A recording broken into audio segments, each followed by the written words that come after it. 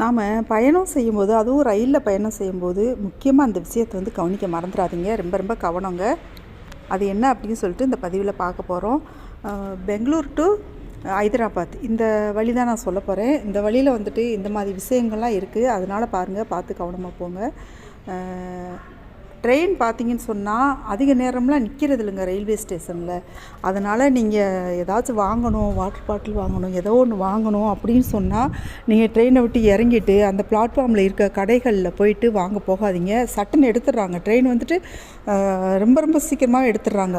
மற்ற வழியில் போகிற ரயில்களை விட இந்த வழியில் போகக்கூடிய ரயில்கள் ரொம்ப சீக்கிரமாகவே எடுத்துடுறாங்க. அதனால் பாருங்கள், முடிஞ்ச வரைக்கும் போகும்போதே நீங்கள் வந்துட்டு எல்லாமே வாங்கி வச்சுக்கோங்க. வாங்கி வச்சு அடுத்து பார்த்தோம்னு சொன்னால் நம்ம இடையில இறங்கிக்கிட்டு இடையில வந்துட்டு அது வாங்க போகிறேன் இது வாங்க போகிறேன்னு இறங்கி கடையில் போய் வாங்கிட்டு ஒரு செகண்டில் ஓடியாந்துடலான்னு சொல்லிட்டுலாம் போயிட்டுருக்காதீங்க.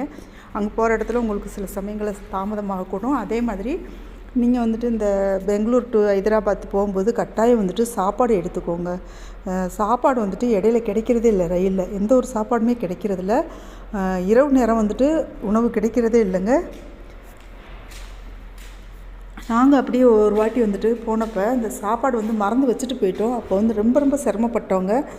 அதுலேயும் இந்த வயசானவங்களாம் போகிறாங்கன்னு வச்சுக்கோங்க. அவங்க வந்துட்டு சர்க்கரை நோய் இருக்கும், மாத்திரை சாப்பிட்றவங்களா இருப்பாங்க, ப்ரெஷர் இருக்கும், ஒரு சில உடம்புல வந்துட்டு ஒரு சில உபாதைகள் இருக்கும். அந்த மாதிரி சமயங்கள்ல எல்லாம் இந்த மாத்திரை சாப்பிடாமல் இருக்க முடியாது. அப்போ சாப்பாடு சாப்பிடணும் இல்லையா? சாப்பாடு சாப்பிடாம எப்படி மாத்திரை போடுறதுனால பாருங்கள், கவனமாக வந்துட்டு இந்த பெங்களூர் டு ஹைதராபாத் நீங்கள் போனீங்க அப்படின்னு சொன்னால், ட்ராவல் பண்ணிங்கன்னா, அது ரயிலில் ட்ராவல் பண்ணிங்கன்னா கட்டாயம் வந்து சாப்பாடு எடுத்துக்கோங்க.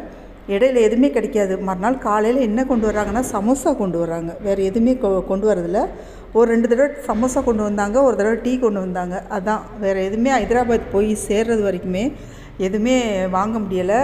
எங்களுக்குள்ள சாப்பாடை மறந்து வச்சுட்டு போயிட்டோமா, சரியான பசி, பயங்கரமாக மயக்கமே வந்துடுச்சு. மறுநாள் காலையில் ஒரு டீயும் அந்த சமோசாவும் வாங்கி சாப்பிட்டா பசியவே ஆற்ற முடிஞ்சிச்சு. அதனால் பாருங்கள், ட்ரெயினில் எதுவுமே வர்றது கிடையாது. அந்த நைட்டு நேரத்தில் முக்கியமாக பசிக்கும் இல்லையா, பயங்கரமாக பசிக்கும் இல்லையா அது ட்ராவலில். அதனால் நீங்கள் ட்ராவல் பண்ணீங்க அப்படின்னு சொன்னால் கட்டாயமாக நீங்கள் இந்த மாதிரி சாப்பாடு எடுக்காமல் போகவே போகாதீங்க. அதே சமயத்தில் நகைகளை அணிஞ்சிக்கிட்டு போகாதீங்க. நான் முன்னாடியே ஒரு பதிவில் சொல்லியிருக்கேன். எக்காரணத்தை கொண்டும் நீங்கள் நகைகளை வந்துட்டு நிறைய பேர் நான் அந்த பயணத்தில் பார்த்தேங்க. நிறைய பேர் செயின் அது இதுன்னு நகைகளோடு தான் வர்றாங்க பெண்கள். இந்த காட்டுக்குள்ளெல்லாம் பார்த்திங்கன்னா சிக்னலுக்காக வந்து இந்த ட்ரெயின் நிற்கிது இல்லையா, அப்போ என்ன வேணாலும் நடக்கல, யார் வேணாலும் ட்ரெயினுக்குள்ளே ஏறலாம் காட்டுக்குள்ளேருந்து. அதனால் பாருங்கள், முடிஞ்ச வரைக்கும் இந்த மாதிரி நகைகளை அணிஞ்சிட்டு போகிறத தவிர்த்துக்கோங்க. இந்த பதிவு உங்களுக்கு பயனுள்ளதாக இருக்கும் அப்படிங்கிறதுக்காகத்தான் நான் வந்துட்டு அப்லோட் பண்ணுறேங்க. சாப்பாடு எடுக்காமல் எக்காரணத்தை கொண்டு போகாதீங்க. அது இந்த வழியில்